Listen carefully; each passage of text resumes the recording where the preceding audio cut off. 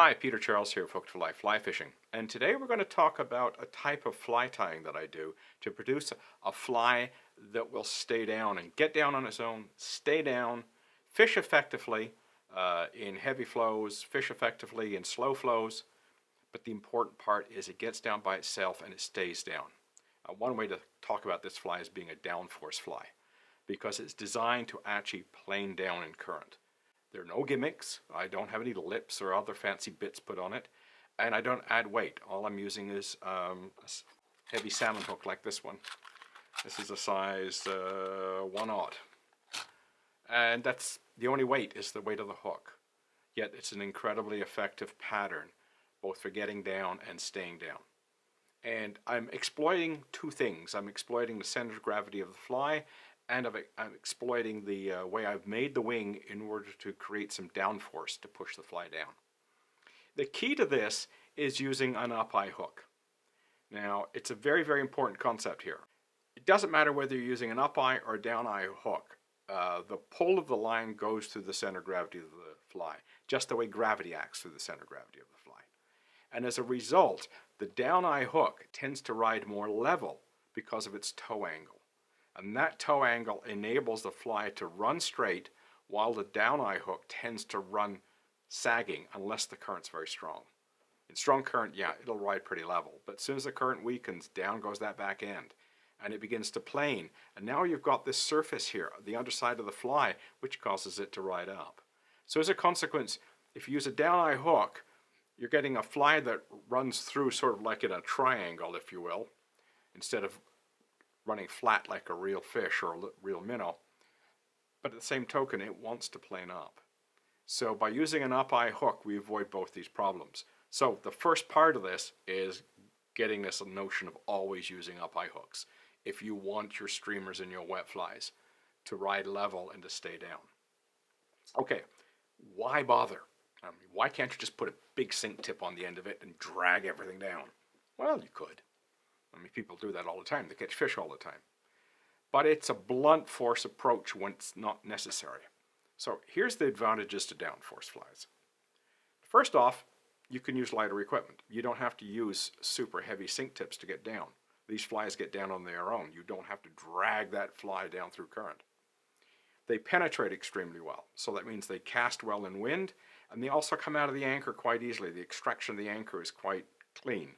So that means you can get away with touch and go anchors even with a relatively large fly.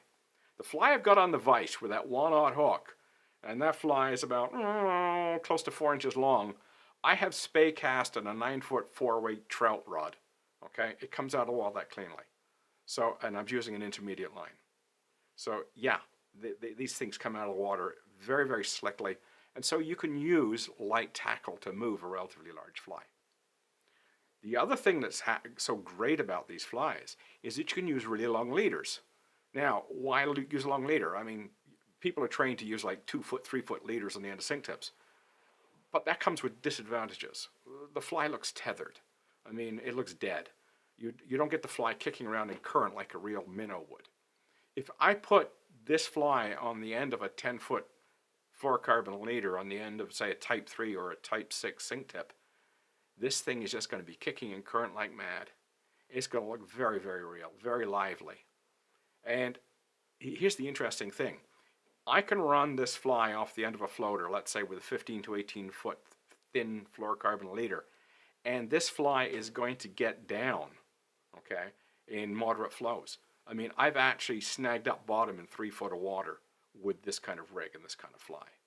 Now, basically, you let the fly go down without any tension.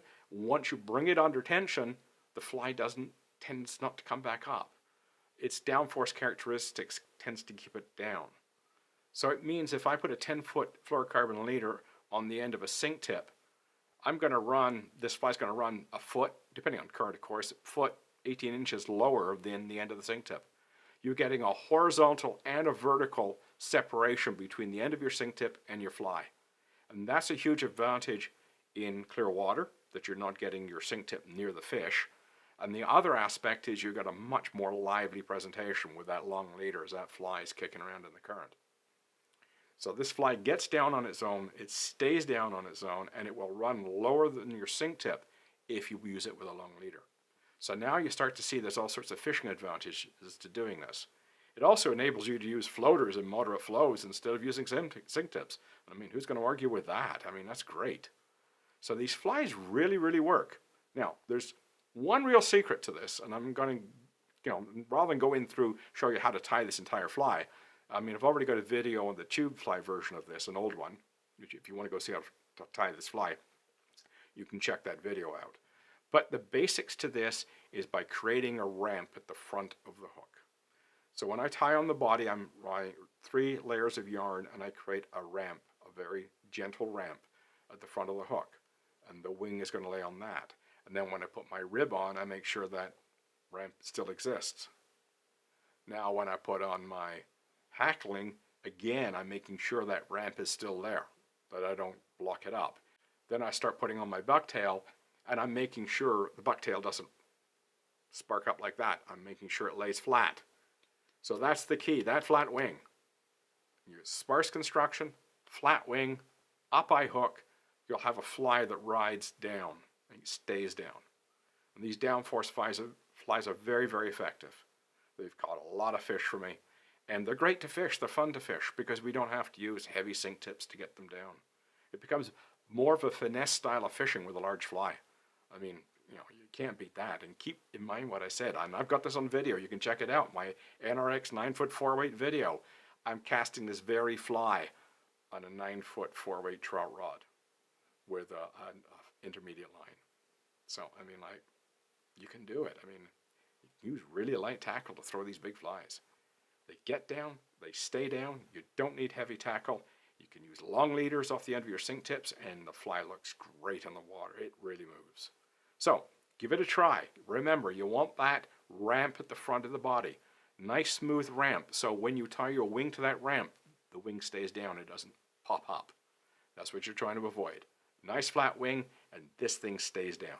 So, give it a try. Downforce flies. Cheers.